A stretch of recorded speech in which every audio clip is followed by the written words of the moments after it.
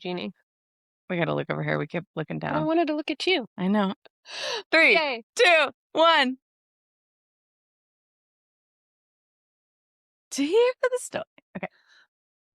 Are we ready? I'm ready. Me too. Ready? Hi, and welcome to Here for the Story. I'm Sherry. And I'm Lauren, and we're coming to you from the quintessential small town of Oakdale, California. This is Here for the Story, a cozy podcast about books, creativity, and connection. Each week we'll be sharing what we're reading, what we're working on, and chatting with authors, creatives, and fascinating people from our little corner of the world and beyond.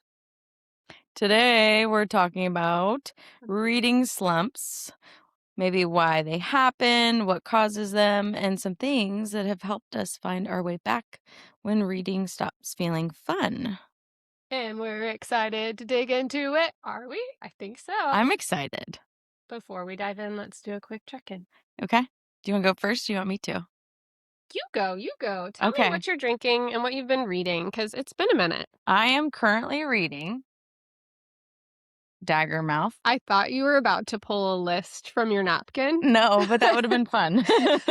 When you picked it up, I was like, oh, she's even getting on lists on napkins now. Okay, you're reading Daggermouth. Yeah, because I just came out of a reading slump with Daggermouth, and I've chosen to read one book, which is not like me, but I'm like, okay, I'm just at a point right now I can only read one book. So it's H.M. Wolf who's written it. Okay. Daggermouth. It was one of those books that was republished, Uh-huh. or re-released, if you will. It was independently published, grew wildly popular. I can fact check the information on that. And then That's true as far as I know, but you're right. yes, and I'm not gonna lie, I'm loving it. There's a fly. There is a gnat. Oh. So we're gonna have to get rid of that gnat. But and then my coffee. We got homemade cold brew. Love it. Eddie thinks we need to learn how to bottle it so we can have it here at the store and just drink cold brew coffee, but we're not going to be doing that. You have such an entrepreneur spirit, you and your husband. Yeah, but we're going to bottle it. Not just, we'll just enjoy this for ourselves. We need the world to know. Yeah, we need he's like also constantly trying to get a decent cold brew at places, and more often than not, like, it's a 7. I want to know what your rating scale is now. Maybe we need a drink episode that is where we rate things, how we feel about it, try some different. I am admittedly super snooty about the things I consume and put in my body. Yeah. I don't really get snooty. You're intentional. Reframe. Yeah. Reframe. Wow. I needed you like 10 years ago. I got a lot of hate for my choices 10 years ago. Oh, friends. I think this is what we call growth, because I am learning to reframe things every day. But that's fun. Which is a good point, because I feel like today is going to be a reframe episode. Yes. From all my words that I have here on this paper. Okay. What do you got? Book and drinking. I wish I could just give you one book, because I felt like that was really quick. Yeah, I know. Okay, so I've been on this journey because we all know that I like to apply for ARCs off NetGalley, and one day LJ Andrews came on to Instagram and said, hey guys, my books are free on NetGalley right now, so go check them out and then request the one that's coming out in November. So I was like, okay, let's go download some free books. Yeah. Perfect. I've already read the first one in the series. There's 4. Let's download 2 and 3, and then I'll catch up for number 4 in November. Well, I didn't realize when I downloaded it that meant you have you need to get these reviews in, or your percent return. Which we got to talk about that for the listeners as well. If you request a book, then you're required to give feedback. And if you don't, then your feedback rate automatically drops your percentage. So people are not going to give you any more books to read if you're below 80% or something like that. Do you know that? Well, you don't have that. I don't have that problem. As a person that's an individual. Yeah, if you want to get on NetGalley and get some ARCs, you got to get on NetGalley, ARC read, and then also drop reviews and give feedback. They call it feedback, but they basically want a review. Yes. And the thing about NetGalley reviews is they also go to the publisher. Yes. So when you're sending in you send in 2 reviews, one to the publisher and then one that's like a regular review. So But you yes. post it on, so I post reviews on Goodreads and then link it and share it to the publisher. So Mhm. I wasn't thinking when I got those downloaded for free that I was also going to have to review them. Meanwhile, I'm like 5 books deep in other books that are happening. So I was like, okay. So I kind of dropped most things after I read our book club book and was like, we're going on a Here we journey. go. So I recently finished, that was like a really long-winded story to get to the point of I recently finished books 2 and 3 in the Everseas series by L.J. Andrews. The first one is The Ever King. The second one is The Ever Queen. And then I just finished The Mist Thief like the day before yesterday. So now I am all teed up and ready to read number 4, which is called The Stolen Crown. And that comes out in November. Yes, November. Here's the fun part, though. Sometimes I feel like the universe delivers. We were talking about summer books, and these are pirates sea fae in the ocean, and it just feels Appropriate. absolutely like I'm like Pirates of the Caribbean. Like I Ooh. am here and I am reading about summer things, and it is so fantastic. And the other thing that I like, I should preface this with a caveat. We're going to back up for 2 seconds. If you want to read these books to like the full potential, there is a book, there's a series of 9 books that comes before it called the Broken Kingdom series, and they all focus on different kingdoms, like queens and kings who get their crown. And they're the parents of the like main female and male characters for books in the Everseas series. So it's really wild once you get, like, I just finished, like I said, book 3 in the Everseas series, and like the main people are sons of the main characters in the So Bridge you're Kingdom. reading generationally. So it's, yeah, it's wild So because they're you giving you like, Yeah, but there's a lot of backstory and understanding with yeah, that. Yeah. which is really, really fun. Do I recommend it to everybody? No, unless you want to like, you're going to take a long time because it's 9 books and then these 4 more books. So that's a lot of books. But for me, it's been like really fulfilling because I'm like, You're also reading wow. like all of them, which means you're getting that full story versus Yeah. broken up, which is honestly the And it's all best. coming together. So the Mhm. Eversea series is like fantastic for me because I've read all of those other ones. If you just went in and read it, I still think it would be good, but you're missing all of the Easter eggs of like, who's that person? And oh, they're bringing that back and this is Mhm. cool. And so Okay. like, That's fun. I'm digging it. Yeah. Anyway, I'm reading that, and then simultaneously, I couldn't not jump into The Ballad of Fallen Dragons, which I started, like, right after it Yeah. came out, but that book is so, like, I think we talked about this. I hate the word, I've been saying "like" a lot too, I just need to say that. It's okay. I apologize to our And listeners. I have been editing it out. Well, I still hear it when That's I my listen back, so there's still a few left in there. yeah. I apologize. The words in The Ballad of Falling Dragon, as well as When the Moon Hatched, those are books by Sarah A. Parker, if you're wondering. They're fantastic. They're so well written, but it is not a light read. And Uh-huh. so I'm struggling to get back into it and rereading these other books at the same time. And comparatively, The Everseas is so quick paced and witty and fun and like Yeah. I can read it really quickly. And then The Ballad of Fallen Dragon is like, okay, I gotta get into this. And it doesn't mean it's not good, Yeah. but it's definitely not where I'm at in summertime right now. Like when I'm burnt out, I Yeah. don't want to focus. And then the other book that I started, literally maybe just 2 chapters, was the sequel of Metal Slinger, Light Wielder. Oh, I won't even right now. Are you in it? Or you have No, it? No, I okay. got it and then I was I told one of our workers, I was like, "Do not tell me Yeah, I anything." don't wanna know And then anything she either. texted me and she was like, "I'm done." And I was like, "I said don't tell me anything," because I get, like, anxious when people are like, I'm here," and I'm like Mm, because I wanna be there too, mhm. and so I That's why was I started it. I had FOMO. My I friend said she started it, and I was like, and I wanted and then my rebellious heart's like, "I'm not gonna read it yet." yeah. Fine, if everyone's reading it, I'm not gonna read it. But at the same time, I follow the author Rachel Schneider, Yeah. and I was like she was talking about it. I was looking at a non-spoiler item, and I was like, "You know what? I think I'm gonna wait on this because I don't want to wait to finish. Like, I want to read it closer to the next one because I'm not a rereader. So for me, I'm learning to be patient and wait just a little bit longer, even so that I'm closer, so that I can be like, okay, I remember this or Yeah. that, or the stories connect. I haven't finished Onyx Storm, which a lot of people, I think, know that by now. But yeah, I'm in a good spot, and I'm like, okay, I'm just gonna wait to get to the cliffhanger. You know So, what?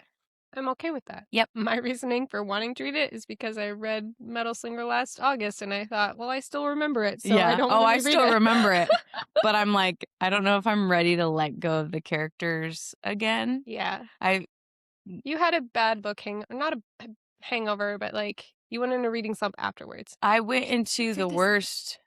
I wouldn't even call it like bad, but it was like such an intense reading slump. Yeah. But this is when I learned a lot about, like, a lot more about reading and understanding reading, and that's what's going to dive us into our stuff. Are you ready to ask some questions? I Or am. do you have more books on that list? Uh, so still in my reread of Sarah J. Maas's Okay. Court What book are Mystic you on? Fury. I'm on the second one because I haven't had time. Yeah. Are you I've read listening so many. still? Yeah. Okay. That's fun. You know, the more that I get into it, the more though I realize that I do remember it so well because this is my third time reading it. Oh, yeah. So I don't really think I need to, but it is fun to just pop on if I'm in between Yeah, at it's a like book. turning on a TV show you've seen 100 times or Yeah. whatnot. Yeah. So I enjoy it. Okay, do you want to get started, or do you want to get in today's questions regarding reading slumps? But Yes. But first, first, okay, I wrote this out because I had to. This is what I was thinking when we okay, were prepping for this capture the episode. moment in your brain. I said, I have a question before we dive into our questions for each other. How do you define a reading slump? Is it not reading at all, reading slower than usual, DNFing everything, or is it something else? I consider it not reading anything. Oh, interesting. Mhm. Interesting. I mean, maybe it's well, yeah, it's the absence of reading Okay. or the inability to consume So, reading. so do you try, but then nothing sticks, or you're just not reading at all? It depends. Okay. Sometimes I try and nothing sticks. Sometimes I'm not reading at all. Okay. Sometimes I don't have time to read. Not. Yeah. If we're looking like we're swatting away the craziest thing in the world on YouTube, I there's we on just YouTube, we just like to interpretive dance. yeah. Well, the weather's been weird here in Oakdale, and so the bugs are weird. And me and my daughter, even this morning, were like laughing because in my car there was a moth. When we got out of the car at her grandma's house, there was like a cockroach the size of my thumb. Oh my god. And then there was like a mosquito eater, but she's like a little girl and she was like, ah, My ah. And kids we are were both afraid of like, what mosquito kind eaters of too. weird bug adventure are we on this morning? So the bugs You have know, followed us. it's one of those things that I didn't really foresee happening when having children was the concept of sometimes they're way too familiar with bugs. And you're like, wait, don't pick up everything you see. Yeah. And then other times there's little things that you're like, you're 8 million times larger than that. Don't be Yeah. afraid of it. Yeah. It's not going to hurt you. Yeah. Yeah. And I can never tell what it's going to be. So That's valid. it's very interesting as a Kids parent. are fun that way. Okay. So what do you define as a read? So for me, I think a reading slump is I'm trying to read everything and it just isn't, I'm not excited about it. I feel like I'm just putting the books down. I'm looking for other things to do. I don't really want to. I'm kind of just reading it because I'm slogging through it. I don't really go through stints of not reading because that's what I do before bed every night, and that's my main Mm-hmm. reading time. Because I feel like if I watch TV or I'm on my phone, then I stay up too late because my brain doesn't like shut off. My husband, on the other hand, which he wouldn't mind me telling this, like grew up falling asleep to the TV. So as soon as the TV is on, he'll be snoring. This is an entire side conversation because I have a best friend who does that. And I went to her house in college and she had the TV on. It was on so loud. I was like, what are we doing? Like, I want the fan on and that's it. Yeah, right. to like a little bit of white noise or brown noise or pink noise or whatever, like because my kids had it. Once we had babies, they have a little bit of white noise on. Mhm. And so now that they're not in the room anymore, I still have a little bit on too because it blocks out every like little sound like the Yeah. house creaking or the Yeah. cat outside. And so I even have that now where I can't sleep in full silence because then I'm too aware. Okay, so you're in a reading slump. If you're Yes, in a let's get reading it back, slump, Sherry. no, you're good. I've got this today. My brain, honestly, this week has been working at high capacity, and I just Hey. want to keep it rolling. Yep. But my theory is you're a traditional reader. Mhm. Mm. Is your husband? No. He'll S- read. Yeah, He will read for books, but he reads more articles on things that are interesting like sports or honestly a lot of times if I'm asking him what he's thinking about and we're driving, it's like water work stuff. that's funny. Um, I know.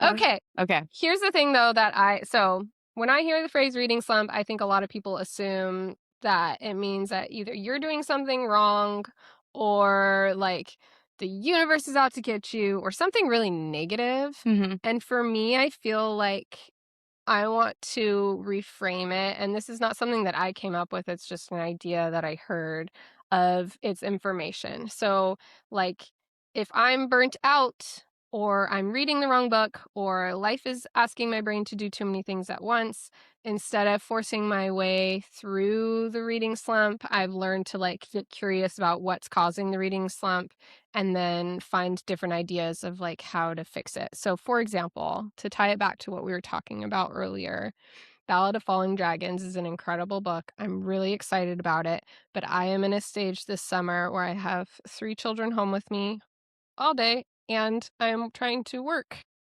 all day. And so I have this constant input and feeling very like overstimulated in the brain of trying to think and output creative things or Hmm. words.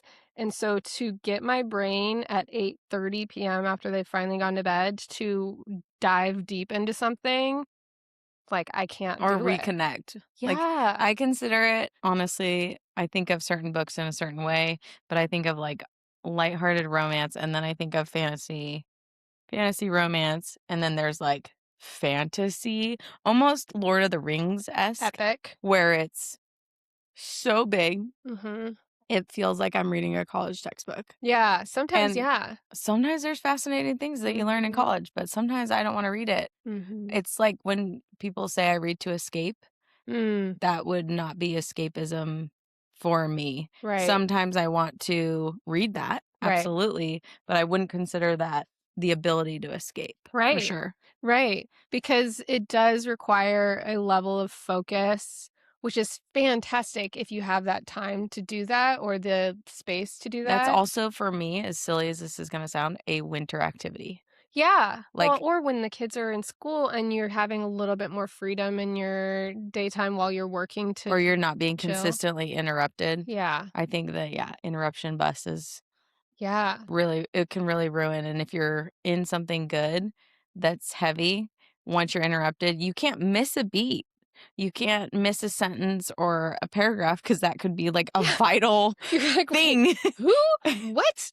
When did Yeah. this happen?" Yeah. And then I find myself rereading or like, our friend who we shout out on the podcast all the time, Adri, was commenting that when she was at the end of the school year, as many teachers are, they're exhausted and they start trying to Mhm. read and they immediately fall asleep.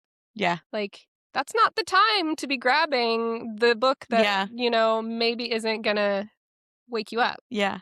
Anyway, so that's just one thing that I wanna That's talk our about before we dive precursor into it question. because yeah, because I do think reading slumps can have a really negative connotation, Uh-huh. and I love the idea of being like, "Let's dive a little deeper. Let's Yeah. ask a couple questions and say, like, maybe it's just the wrong book. Maybe it's the wrong time. Maybe it's, something else." Yeah. Okay, you go with your questions. I just wanna hear what you have Well, to my say for now. question, honestly, this is like a perfect segue. Yay! Okay, so I actually typed in the definition of a reading slump, Oh, shoot, and okay. since So I'm gonna Google be does totally not, wrong. I could not find, or I did not dig deep enough to find a Webster definition, but I got a Google-based AI response. Oh, lovely. And the signs of a reading slump can be lack of motivation, Okay. staring at your TBR pile, but feeling zero desire to actually read them. Ooh, Loss of focus. So, okay. rereading the same paragraph multiple times or finding that words simply aren't processing in your brain, which, like, we're going to come back to that. Yep. Disinterest in favorite. So, being unable to engage in the books or the genres you're usually enjoying. Yeah. And then the chore mentality. Reading feels like a heavier task than a Mm. pleasurable pastime. Mhm. Common causes. This is all AI response. It's from somewhere, but this is what you're getting, people. Reading burnout, finishing a phenomenal book and feeling a book hangover, which I got major from Metal Metal Slinger, Slinger. and making subsequent like, I started 4 books after Metal Slinger, Yeah. and I wanted it to be fantasy, and this is where I learned a lot. Mhm. Um, I could not read another fantasy after enjoying a fantasy so much, Yeah. and we'll talk a little bit about that, but stress and fatigue, so real life obligation, stress, burnout, leaving you with no mental energy left for a story. Mhm. That's how I felt during yesteryear. Mm. And then Mhm. social pressure. The rise of social media trends and reading challenges can sometimes make reading feel more competitive than an organic hobby, which is kind of like the whole like, oh, I'm going to take this hobby I have and turn it into a business, Mm. which I'll go back to we're not actually going to start selling coffee, but like that's kind of where the brain goes like, Yeah. I can do this. I'm going to Yeah. do this. Yeah. And then they say how to break that slump is don't force it. Mhm. Um, the best remedy is to simply take a break and then switch formats, which is my biggest thing that I advise customers. Mhm. Try listening to an audiobook, reading something in a different genre, Mhm. focusing on a smaller text. I typically, like, if I've found something or someone's like, I just love this book and I can't get into anything else, Mhm. or they tell me they've been in a reading slump, I'll be like, what gets you on it? Like, what's your typical, and usually those are lighthearted romance or murder mysteries. Mm.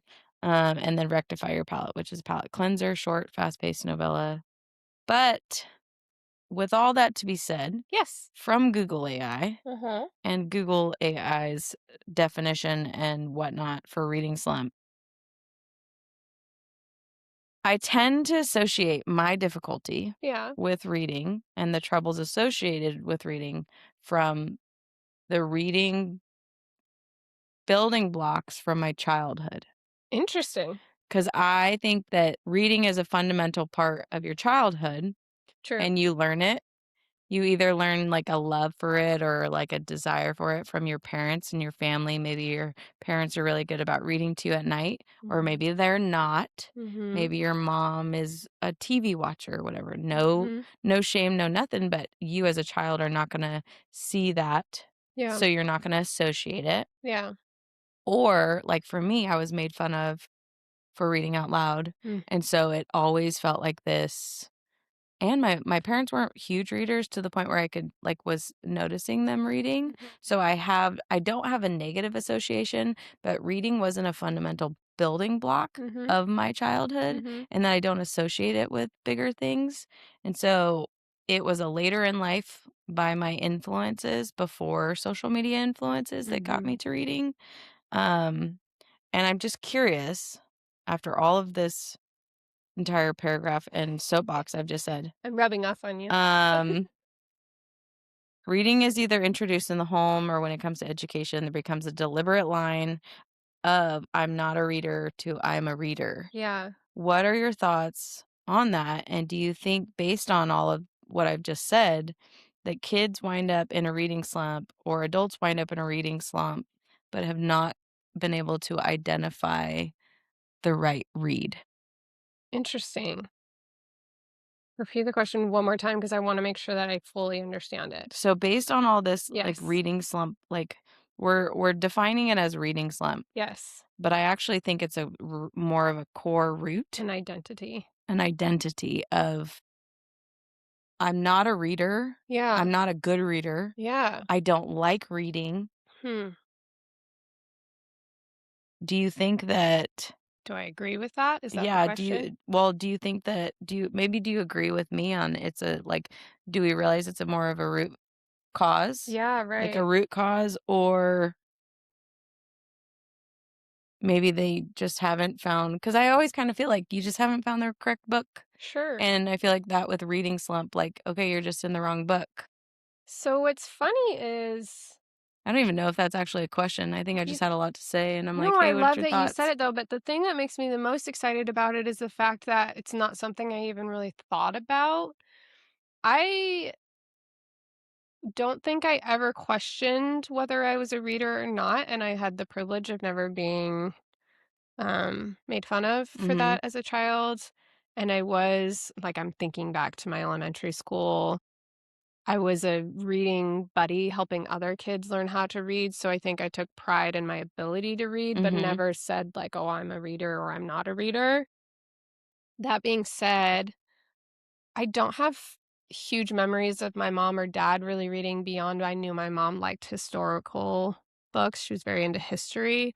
And so maybe she really did read a lot about me and I'm just not having a good memory, which is very possible because my memory mhm. stinks these days. Or you're not even realizing that was your environment, True. right? Also true. So what's interesting for now, like fast forward 20 years, like I read Harry Potter, which was like a really big deal, Mhm, and I read books throughout being younger, but I if you go back and you say like what did you do? I did every activity under the sun and I probably wouldn't say I was just a reader. Like mhm. I danced, I did soccer, I did Yeah, volleyball, I did basketball, I did track. Like those were the things that I identified myself with. And so as I got older, even then I felt like I was kind of a cop out because in school, for example, in college, in law school, I was reading all the time, but they were books for class, mhm, and I never read for fun. I never read fictional books. Like mhm, my degree was in college was cross cultural studies, so I was reading anthropology books, sociology books, mhm. geography books a lot. And I felt like a reader in that sense, but I felt like, oh, all these people are reading these highbrow books or these Informative fun texts, yeah. fantasy books, and I wasn't super like, I never read the Lord of the Rings books, Mhm, and so I felt like I didn't fit with people because I felt like I was reading, but I also wasn't a reader mhm. because I couldn't go in Yeah, a like, bookshop and you say weren't I a read reader because you weren't reading. all the books that were on the bestseller list. Yeah, Even now. or even, like, just books in general that you would get at a bookstore. You were reading educational texts, Yeah, but you were a reader. but I think I've always had this sense of I wouldn't say I'm not a reader, but I always had this sense of almost being an imposter because even now, like I said, I read the books that I wanna read, Mhm. and I have my sister, for example, who listens to NPR and reads a lot of the bestseller books that might be, like, harder reads that I'm like, "Nah, I don't really wanna do that because 'cause I'd rather bring I joy into my life," Yeah, I you know know? exactly what you're talking about, yeah. I'm like even then, I'm like, "Well, I'm not really a reader 'cause those books." And I think that there are actually people out there that are like, "Those are not books." Like, I've had people in the store tell me, "You don't have classics. What are all of this is just copycats. You shouldn't carry it." Like, Ugh. and I think maybe I'm just getting to this root of I don't think that this either I've never identified it, but there's a subculture with reading Mhm. that puts people on an outlier situation where you're like, even like high schoolers that kind of like, or middle schoolers that lose their love of reading, or maybe they enjoyed reading, they love going to the library, but then it wasn't cool to read. And so they're like, Mm. okay, I don't want to read because I have this disassociation with it. Mhm. I just think it's so interesting to put that perspective on it, because Yeah. then you get older, you make your decisions. But I have older people, like, a lot of the times they'll come in here and they're like, the wife reads or the husband reads, and they're like, "Oh, my wife doesn't read." And I'm always like, I wanna reframe that, like you were saying, and say, "You haven't found the correct book. Yeah. You have not found the correct book." Right. And reading a informational text would be like grabbing a fiction, Mhm. in my opinion. So you are still a reader, Mhm. whether it's a educational text or a book on the bookshelf, it's still you're still reading. Yeah. It's just finding what you enjoy. Yeah, And some people have found that through audiobooks. right? And then there's the group that says you're not a reader if you're listening to it, which Mm, I believe is incorrect. mhm. If a blind Interesting. person gets read to all the time, Yeah. are we not going to call them a reader? I Right, mean, I don't need to right. bring in the disability, but No, but there's would you do research though that? too. There's research that says like the part of your brain that is being stimulated by reading or by listening on audiobooks is the same part. So your body and Mhm. your brain is processing that information the same way. Mhm. It's like fact. Yeah. But you're right, people refute that Yeah. often. So, with all this to be said, on my TED Talk and my Yes. AI thing, I believe that the what you said is that proper reframing of finding the correct text. Yeah. And I'm not saying book and I'm not Yeah. saying read because if you read the newspaper every day, you're a reader. Yeah. No, but I like where you're connecting it because it takes the idea of finding a reading slump or what we want to say of whatever it is, whether you're having a hard time reading it or you're just in the wrong space. I do think too, there can be a text that or a book that you are just in that moment. It's Mm. not great for you, but it could be something at another time. Or you read a book at one time in your life and it was great, and then you recommended it to someone else and they're not in the same space, right? Like there's Yeah. so many different things, but it is something to make you think about what was going on. Why do I not? Maybe I'm forcing it. What's We're gonna pick on Adri right now. We're not picking on her because we absolutely love her, but she actually mentioned this. So she just came from a very good, very well written fantasy, and she's reading one of my favorite books, and she's like, I can't stand it. And in the end, she might not actually not stand it, but I don't know if I did a good job in describing it. But I said she went from a hot tub to a mud bath, and so, like, when you think about that, it's such a backwards like, you wouldn't go from a hot tub to a mud bath. You'd probably Mhm. go from a mud bath, rinse off, and go to a hot tub kinda Yeah. thing, and so I felt like that is I was trying to explain that to her. I was like, "Put the book down, Try it again another try it time. again another time, pick Yeah. it up at another time." But I think a lot of people have also, disassociated or negatively contexted DNFing Hmm. where they're like, "Oh, I gotta finish it," that competitive aspect of things, and I think I read it once or heard it where a gentleman said, "There's too many books in the world for me to finish them all, so I'm gonna read the ones I enjoy," and Yeah. so I think that there's a really healthy thing to say, "This is not the book for me right now," Mhm. because it can if you're reading the wrong book, it can put you in It can in a probably yeah. downfall or have you might have a hard time coming out of it. I like yesteryear Yeah. that was a rough one for me, and it Mhm. I think it just continued to push me in the direction where I was like, "I'm not," and I was just trying to finish it because it was an arc. That's another thing is if you choose to read arcs, Yeah. there is a major deadline, expectation, like you Mhm. talked about with NetGalley. Luckily for us, as a bookseller, and someone who owns a bookstore, not that NetGalley doesn't hold us to the same standards, Yeah. but they don't hold us always to the same standards as just someone trying to get a free arc or someone getting a free arc.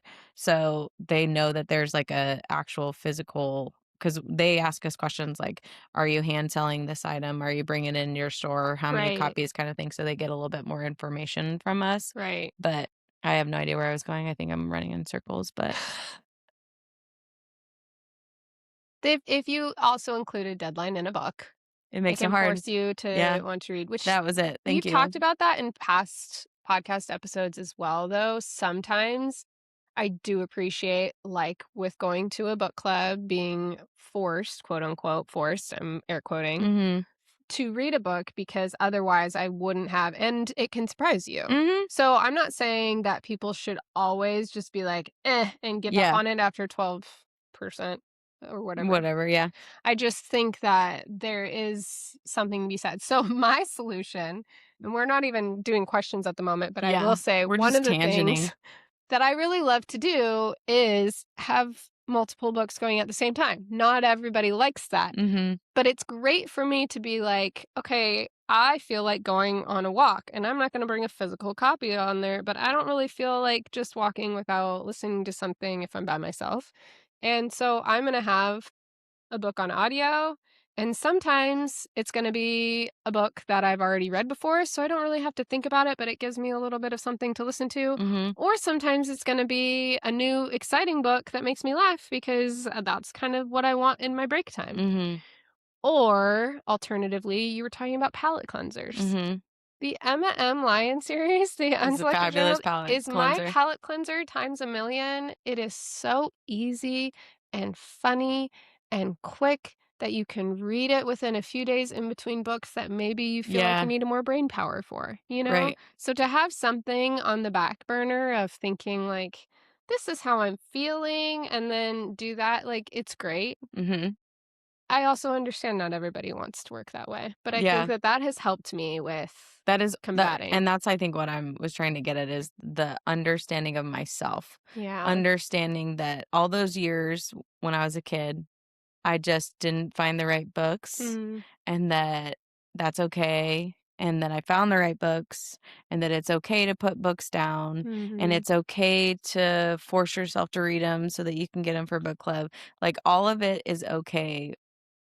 And I Everything's gonna be okay. everything's okay and I think the funny thing is not looking at slump as a negative because I think Yeah, slump you go slump and I'm I'm doing in like a reading slump, slumpy and I'm slouchy sad. and it sounds yeah, Yeah, like but it's it's okay, what's the shift information. here? It's It's a curiosity. personal it's a personal flag. Like, Yeah, "Hey, what's going on right now?" yeah. This isn't for me at this moment, Yeah, and that's and okay. yeah, I like our how you're own saying, "It's personal all flag. okay." Yeah. Okay, Warm group hug. I know. Hmm. My next question though, because I am gonna move into questions, I 'Kay. think. I got, So, like, what is so the many questions for you. longest you've gone through a slump? Is it a week? Is it days? Is it months? So this is the question that we kind of already mentioned. For me, I was like, when I think from I'm gonna say sophomore year, because I took a lot of AP classes in high school, Uh-huh. so I had to read books for school. And I know you were just saying if you're reading for school, you're still reading, but for me, it wasn't like for pleasure or Uh-huh. outside of stuff. So I think from there until I graduated law school, honestly, I don't feel like I read a whole lot outside of my schooling because my whole day would be spent reading case studies and reading this and writing that. And by the end of it, I don't want to read anything. Like, Yeah. I'm exhausted. Yeah. So, is it really a slump though? Because I was still reading that whole time. It I was would just say for education. no. I think if we were to if my own personal definition of slump would be the absence of reading or the inability to read, Yeah, and I feel like text is I know. So, yeah. I don't remember. So maybe a few days. Maybe. Maybe a few days for sure. When That's we funny. talk about like reading daily, though, there was a time where I wasn't reading Daily. every night, and I think that a reading every night routine really came probably post-kids, and could have been close to, like, when COVID happened and there's a lot of anxiety, and I was like, "I don't wanna turn anything on, Yeah. like, I wanna Yeah. chill." But I don't really remember that either. Like, when did I start reading every night? Because now it's like, if I don't read at night, that's weird. I read Yeah. literally every night because that's right before I go to bed, and that's how I chill out. Yeah. I can't remember a night going to bed where I don't have a book. So that's a thing. Yeah. I love it. That's all I have. I I have mean, like 8 questions for you. this is great. I'm not gonna lie though. I've got some pretty killer You rapid got some rapid fires. fires? Yeah. Oh, I'm excited. They're killer as in not so killer, but they're Killer. killer. Okay, are you ready?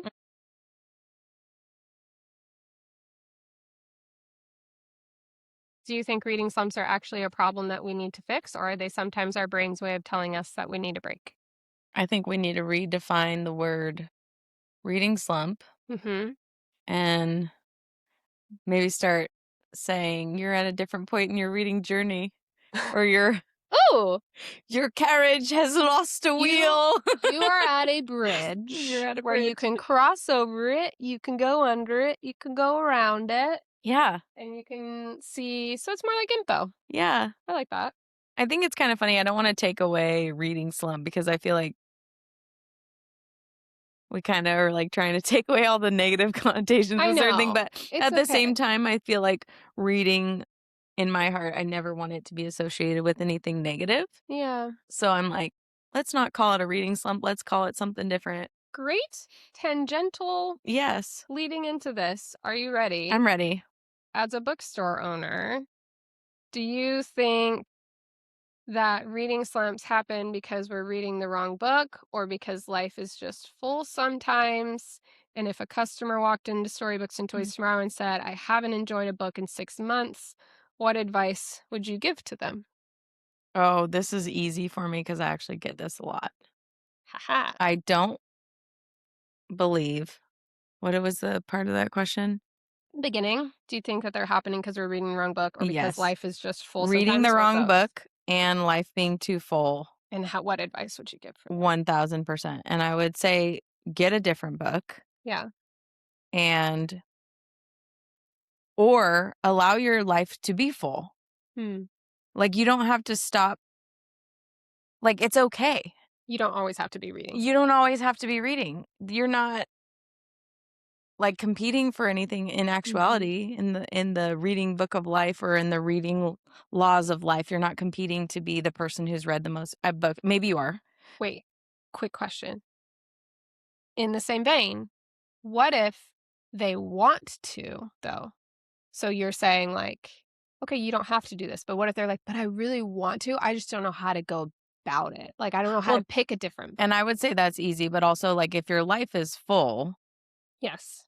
then it's okay that your life is full. Yeah. And then this goes back to my biggest thing that I say all the time. And I usually only say it to my husband because sometimes when I say it to people, I mean it in the most bluntness. Mhm. Every choice you make is every choice you make. Mm.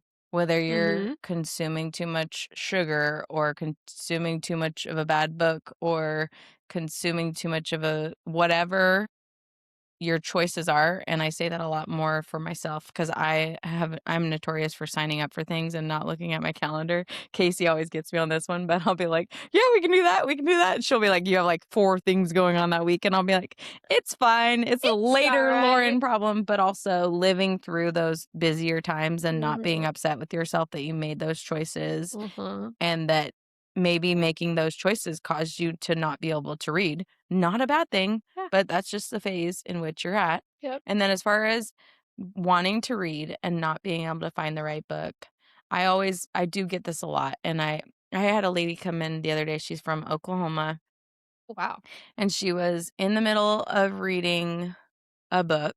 Mhm. I'm going to try and remember what it was, but it was more of that prophetic NPR style Ooh. book. Mhm. And I I was asking her and I was like, "What do you typically like to read?" Now she said, "I typically like that." And I say, "Well, what's the last book you read?" And I think the last book she had read had been something like that, but it was very like it was a hard one. Like there was a death in a family member Mm. or like what's the one book we read for book club where she was crossing the border? Oh, I didn't read it.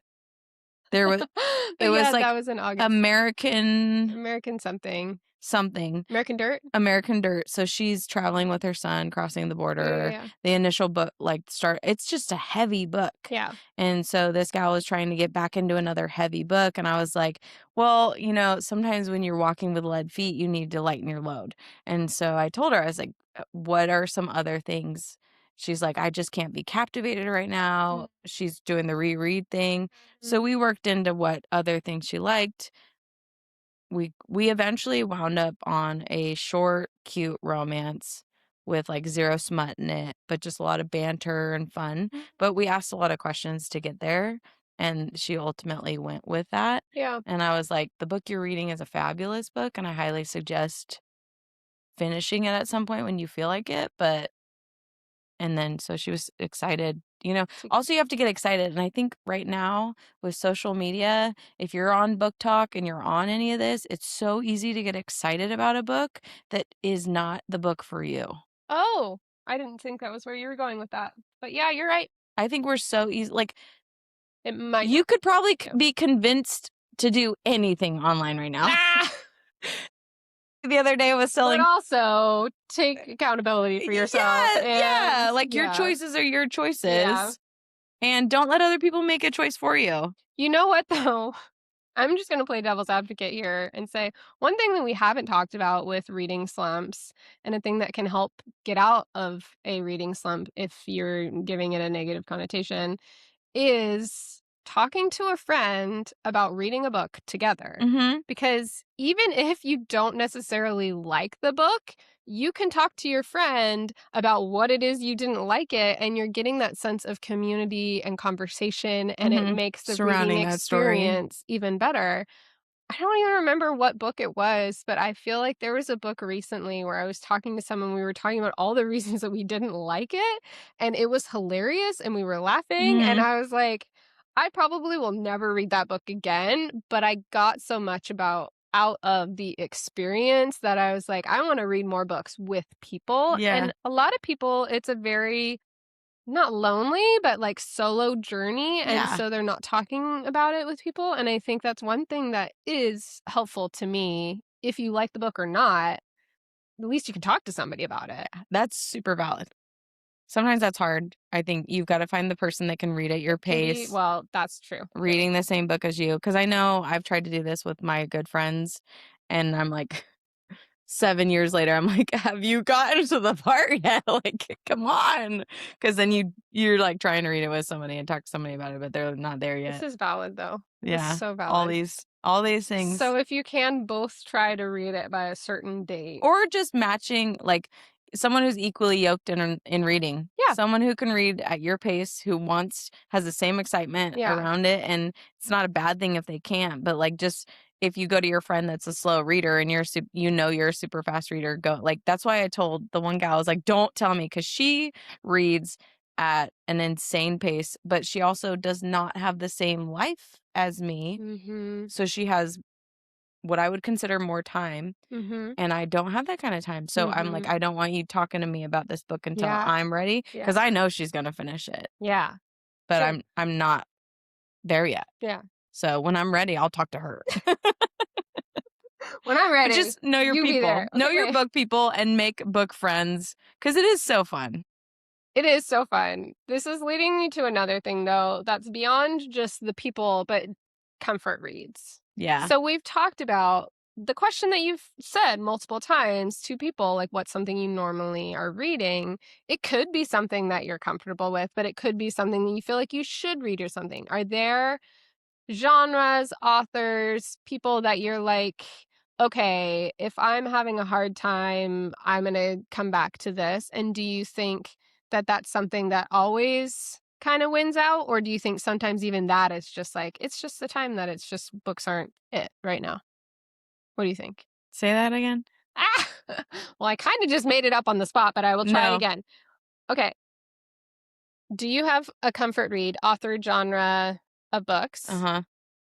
And if you go back to that, say if you're in a reading slump, does it always work? Or sometimes even that doesn't work and it's just books aren't it, right? For me, absolutely not. What do you mean absolutely? You don't have one, or it doesn't always work? I don't have one. Okay. It doesn't always work, but this all goes back to me being a mood reader. Okay. Because I love murder mystery, but not in the summer. Oh, I see what you're saying. I love romance, but sometimes not in the spring. I don't know. I mean, actually, that was a terrible example. I always love romance. But it's more, okay, for instance, we'll call it like a biography book. Okay. You know? Yeah.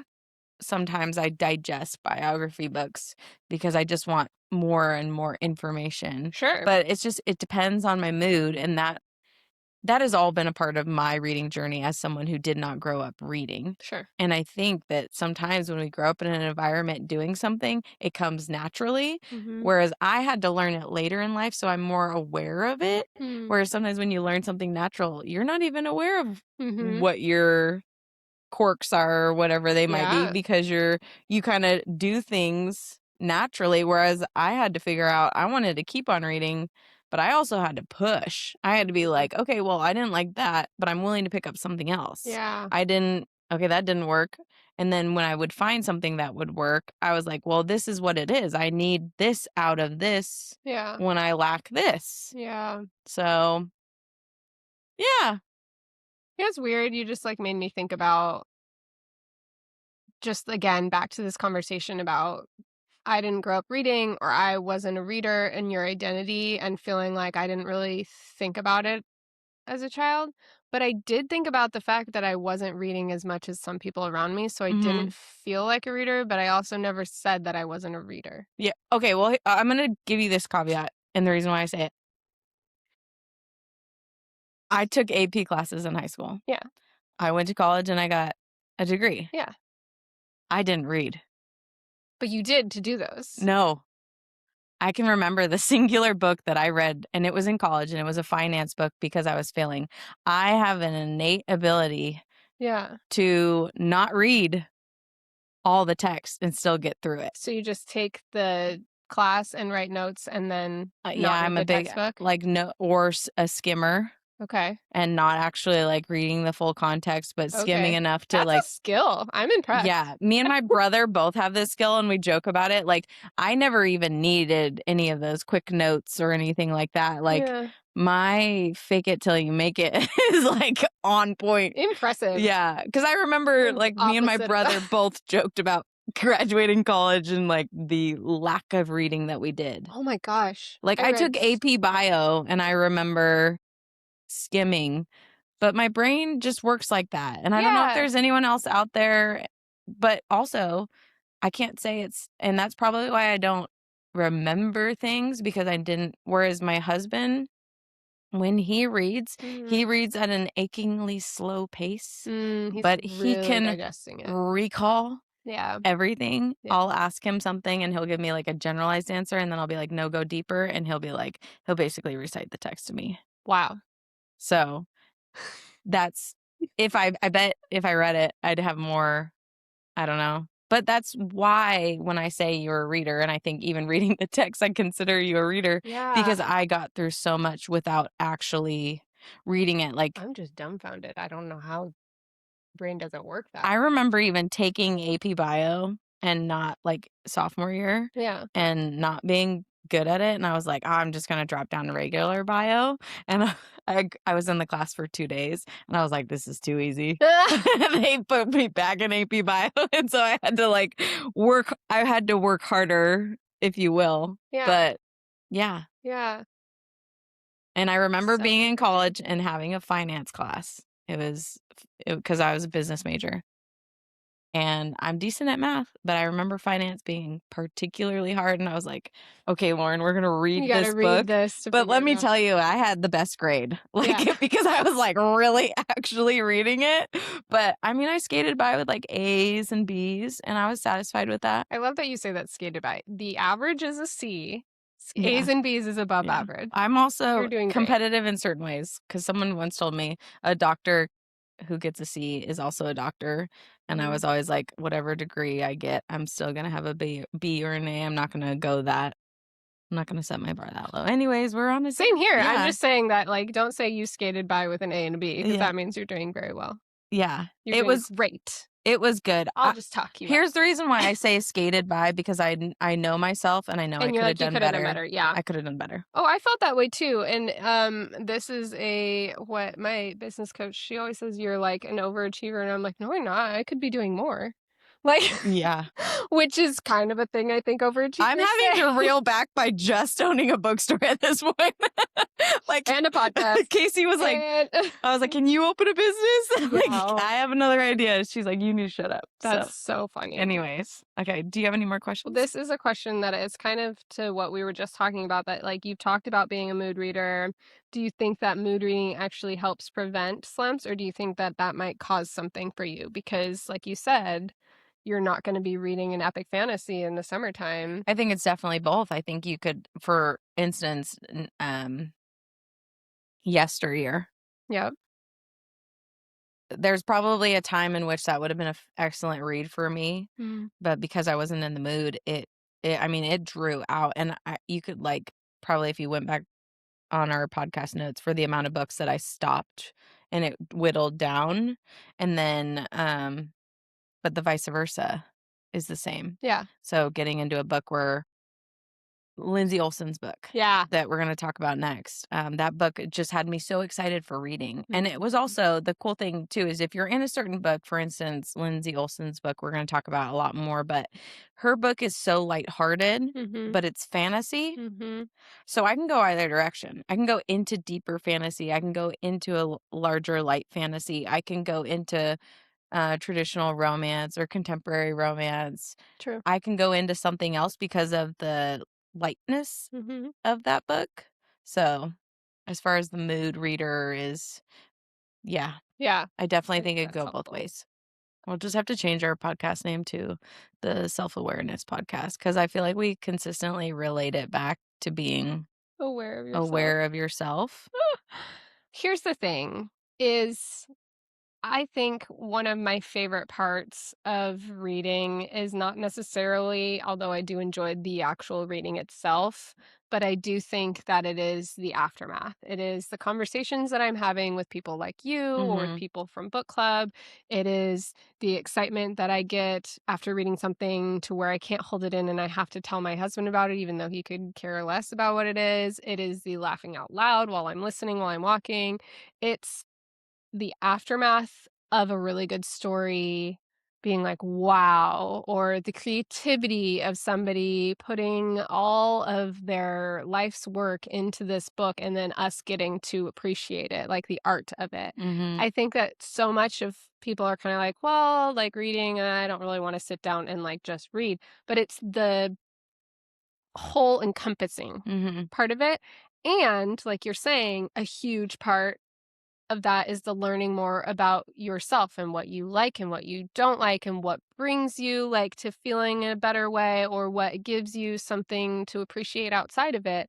It's so much more than just the act of reading. Yeah, and it's like that with almost everything you do. Yeah. Whatever you're consuming is going to affect you in a certain way. True. Mic drop. Boom. Let's get into some rapid fires. Let's do it. I'm excited for what yours Do are. you wanna go first? Do you want me to go first?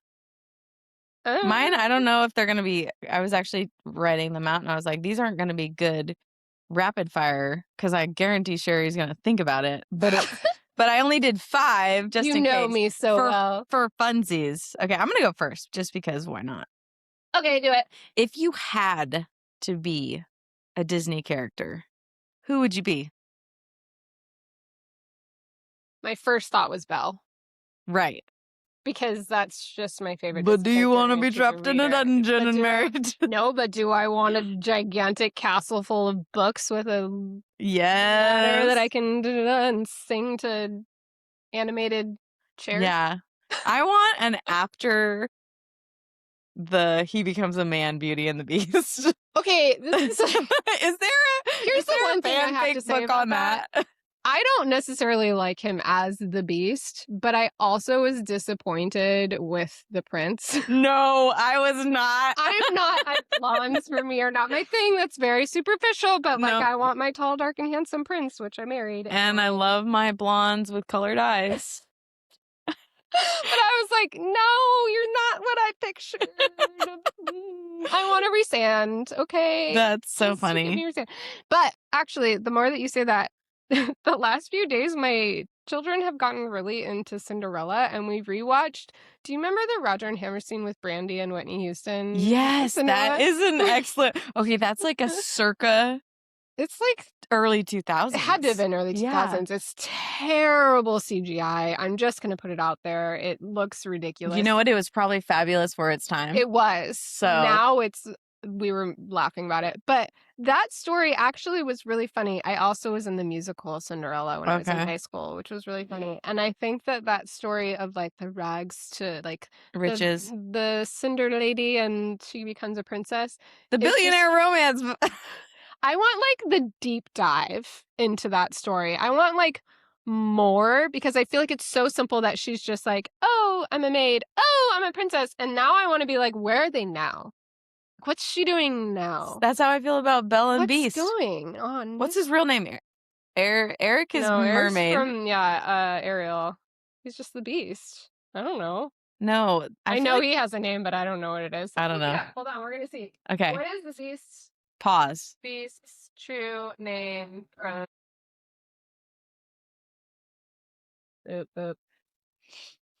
Adam. Who knew? Not me. Did you know that? No. Like, he's gonna be forever the Beast. Yeah. You know what I'm just putting together? Maybe this is why I feel like Tam Tam needs a redemption arc, which apparently he's not going to get. Someone said that. I was like, that sucks. We'll see. In my 20s, I might have gotten a Tamlin tat.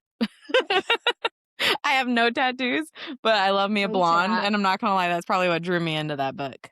Hilarious. Okay, that was a really long one. Anyways, okay, I forgot that's what we're doing. Okay. What habit holds you back the most? In any sense of the word. I don't know. I guess if you're self-aware, you're like, in your brain, you're like, this thing. Anxiety? Is that a habit? Oh, it could be. It could be. Yeah. The anxiety. Yeah. No, you know what? I accept your answer. Wait, I have another one. This is better than anxiety. It is my bad habit of continuing to read late at night to stay up late and then be tired in the morning. Oh, okay. Because sometimes they have a word for it. Like, ooh. Like you're doing all these things for everybody else all day that you like revenge stay awake or revenge something. Read? You stay up later because it's finally like your time. And so I'll stay up later, and for me later is like 10:30. And then the next day I feel like I got hit by a bus. And I have full control. I could have gone to bed when the kids went to bed. Literally stayed up till midnight reading Daggermouth the other day. See? But did you feel it in the next day? Absolutely. Yeah. Okay. I was a disaster. But I don't normally do that. Same. I do it every once in a while. Okay, so her held back habit is anxiety and late at night reading. Okay, name a person that inspires you. Okay. I think people who are doing the thing, being vulnerable, putting themselves out there and doing something that scares them, but not necessarily in like a dramatic way. Like the person who feels like they don't have any friends in town and they wanted to like go make connections and they try to go to the coffee shop or they try to go to a book club, that inspires me. Because I think sometimes people are like, oh, you're only inspiring if you are like noteworthy big things. Yeah. Right? Accolades. Yeah. And so the people who inspire me are the ones who like maybe it frightens them a little bit. My daughter at the pool the other day was super afraid to jump in the deep end with a life jacket on. And my son and my other daughter and I were all there cheering her on, and she did it. And after we got home, she's like, I did it, Mom. And I was like, so yes. That's my inspiration. I love it. Okay. What was your first job? Working at the Galena Market. Shout out to the GM. Reno. So were you like a bagger? No. So my parents owned a place called the Galena Market. Okay. And we were not allowed to get jobs elsewhere because it was a family business. And I was really jealous of people who got to work at like Starbucks or like or like the Barnes and Noble or something, but so I did everything from like helping with the bank runs and taking money to there, to cashiering, to stocking the freezer. Funny story. I don't know if we've ever talked about this, but I took Spanish for a really long time, and one of my favorite things, my Spanish class in high school, we'd like sing Spanish songs, and I did not compute the idea that if you're in the cooler and people open the cooler, they can hear you in the cooler. So I'm in the cooler. Oh, yeah, because you're like I know what you're talking about. You're stocking milk or eggs or whatever. Yeah, I'm like stocking Gatorade or something, and I'm singing this Spanish song full blast, and all these people come in and out, and I like come out of the back room, and this guy's like, he's Hispanic because we had a lot of construction workers that would come and stop in for lunch, and he was just like, oh, you'd be beautiful singing for us, and I'm like, oh my God. It's hilarious. It's Spanish. Anyway, That's That was awesome. my first job. That's fun. I can't do rapid fire. I feel like, though, that was like, okay, so does it, like, if you're a cook, Yeah. when people say it's peeling back layers of an onion, Yeah. I just feel like there's like paper peel backs, and then there's like when you peel it back and it's like literally suctioning itself and it's like making this raw noise to come off. I feel like we just got one of those layers.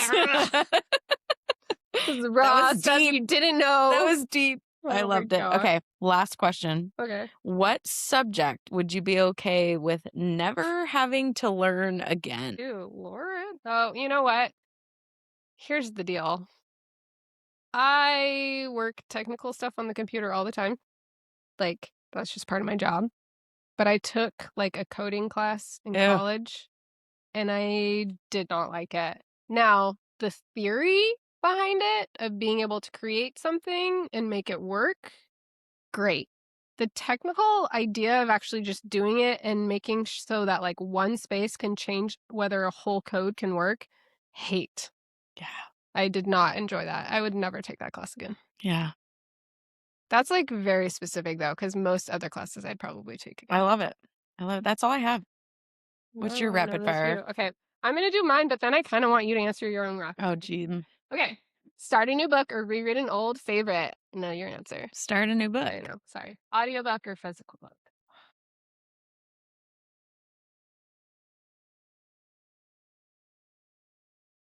Depends on the season of life I'm in. Okay. But Go honestly, I'm going to go with physical Okay. because as someone who's a habitual not sitter downer, I utilize a physical book for me to plant my butt Yeah. down. You know what? Too, the thing about physical versus audio, or even like Kindle or whatever, it is nice. I feel better after a day of not using any electronics. Mm-hmm. But Yeah, because you have to like have your headphones in or you're listening to it. Yep. 100% agree with that. Okay. But I do love me an audiobook. Me too. And I feel like audiobook definitely has its place. Yep. Especially for those who can't visualize like pictures in their head when they're reading. Mm-hmm. And the more people I come into contact who have that problem, the more I realize so much of why audiobooks have a place in this world. And it's because when someone's reading an audiobook, there's that inflection and stuff like that. Yeah. It's that storytelling that they need sometimes. True. Anyways. DNF immediately or push through 100 pages, or how far do you push before you DNF? I'm a DNFer. Immediate? Immediately. Like after the first page? No, it doesn't. Just as soon as I lose. Oh, okay. But Which also, could be like yeah, chapters? you know what I need? I need a term for put on hold. POH? I'm a POHer. I'm a POHer. I don't DNF as much as I POH. Okay. I like this. Okay. Would you rather, if time was not an issue, okay, so taking time out of it, would you rather one amazing book a month or 4 mediocre ones? One amazing book a month. I tend to agree with that one. Would you rather have a series binge or a standalone book?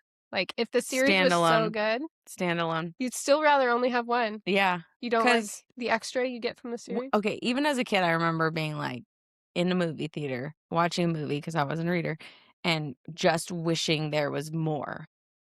And then we got to this time frame where it never ends. So I am super satisfied with what I am given. Yes. A lot of the times, and I think that's why I'm able to POH, because I'm at a point where I can just move forward and let it go without, for instance, Outlander. I'm also okay with not having finished Game of Thrones. Like, he's not done with it. I love his stick it to the people because everyone was so upset with him. Don't spoil it for me. And I just feel like, you know what? The point of the story has been accepted and we're moving on. Yeah. Here's what I realized the type of thing that I like, and this is just going off tangent, but like, I like series where it's one couple is done per book.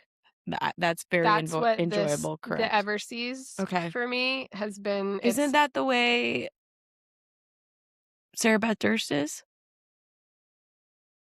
Yes.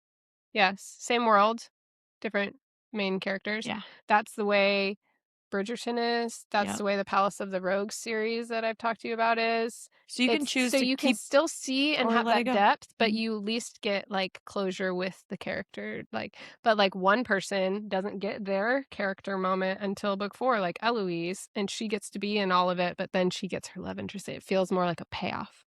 I like that. Anyway, um That's life. That is life, is patiently waiting for the payoff. Yes, And then also acknowledging it when it's there and not always needing more. yes, true. Would you rather have a book hangover or a reading slump, or are they the same thing for you? Same thing for me. Okay. Book recommended from a friend or a random bookstore grab? Neither. Ah! No Okay. offense No offense. to I'm my never recommending another book to you. I don't know. I don't know that anybody recommends books to me. I feel like I Sometimes recommend books to you all the time. No? yeah? Okay, yeah. I'm like, Lauren, Yeah, you're right. this book, Yeah. fantastic. Okay, you're right. I But I apologize. could, but here's the thing is you don't really love when people recommend it to someone and then they're let down by it. So I can see where that wouldn't be your choice, Yeah, getting a recommendation. but I do love your recommendations. But I also know You based don't on have your to just say that. No, listen. I'm going to say based on your recommendations, I know if I'll actually love the book. Yeah. So, that's cuz I also know when you love a book, I can be like, "Well, I know I probably won't love that as much as you." I do, like Yeah. I'm self-aware, Uh, but sometimes I'm also surprised, so but mhm. honestly, neither because I'm such a mood reader, I wind up just doing whatever the heck anyways. I do take a good recommend I have to say it must be Friends. Yeah, actually, now that I'm circling through. We're thinking see, What was sometimes the other option?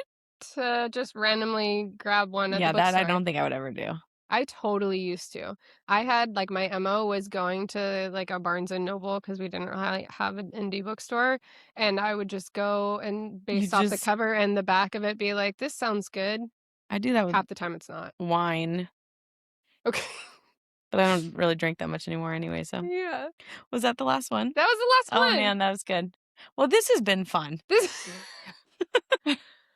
I hope I hope that we have encouraged anyone who is feeling like they're in a reading slump to reframe the reading slump idea, to grab something different, to pick up a book they haven't liked in the past and might be in the mood for now, to finish the book.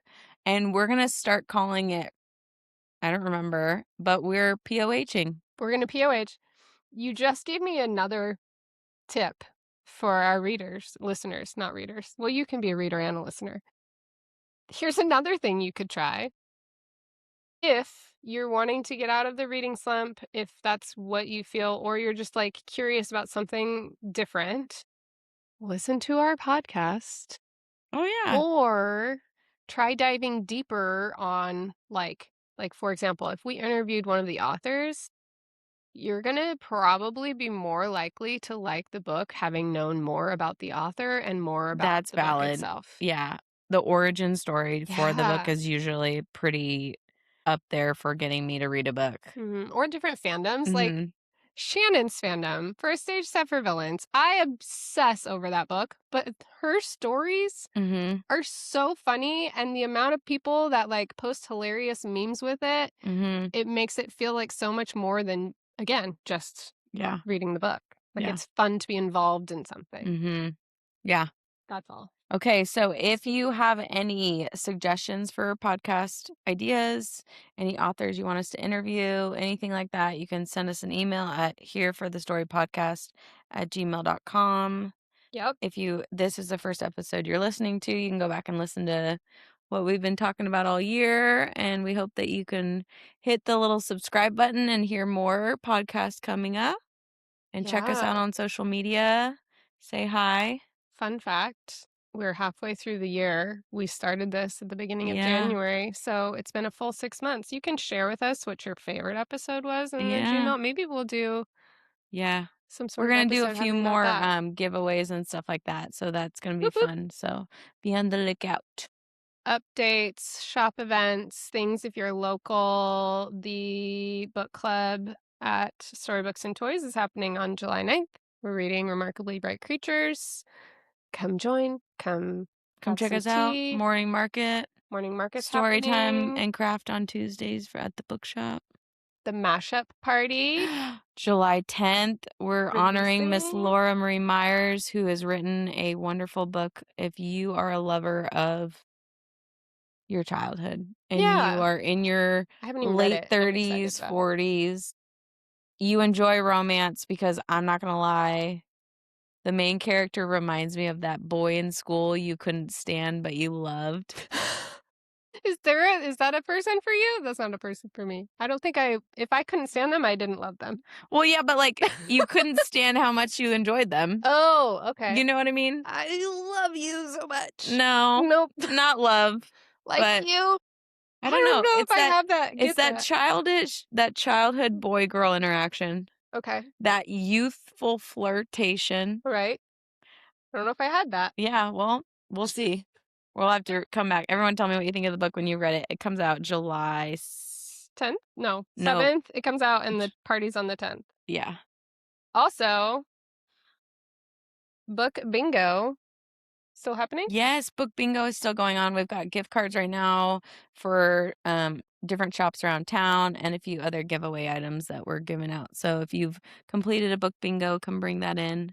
Yeah, I don't even know what we're doing. We're doing the middle grade book club for the Oh, yes. older kids. That's actually, we've completely turned this around to something that's more academic for kids, um, where parents can find the value in it. We're excited for that. We've changed the format. We've heard from a lot of people about it, so we're excited. Whoop whoop. Mhm. I think Anything that's for all. you? I have fun news coming up, but one of the fun things about my line of work is that I can't share it until it's out. I can't So wait. All right. To be continued. to be continued. Stay tuned. Fun Yes. things are coming. So happy reading. Thank you for being here. Thanks for spending time with us. Bye. Bye.